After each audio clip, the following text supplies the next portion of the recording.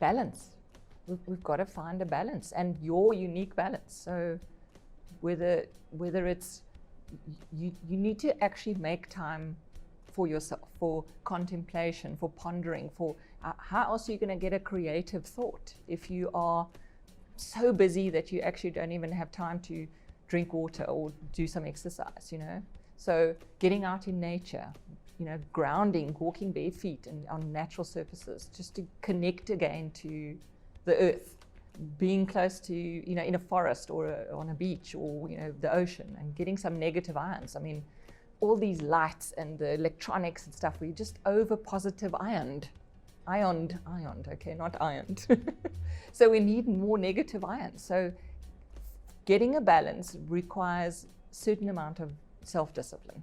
And if you mark off in your calendar appointments with clients or customers or meetings or whatever, freaking mark off appointment for you to go for a walk, or for you to connect with a friend, or and have a cup of coffee, or you know, go into the garden and check your spinach and, you know, grow some stuff, and just stick your hands in the earth a little bit and just reconnect, breathe, focus on your health and looking after you, so that you can have the energy and the creativity and the ability to either help others.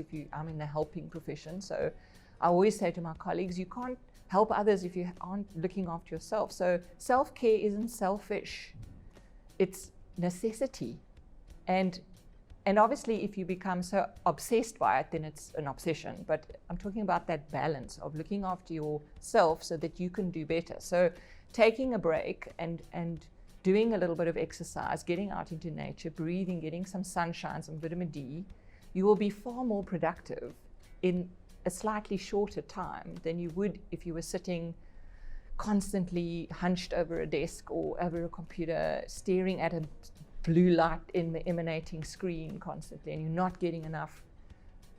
It's about balance. Just find that balance. And if you need help, don't be shy. Ask a counselor, ask a therapist, you know, go see a naturopath, or whatever it takes to help you get that balance. You might need a life coach or somebody to just support you, and then find an accountability partner, because doing it on your own, that sense of community, that sense of letting that person down, encourages us to actually do it. So help each other, support each other, encourage each other.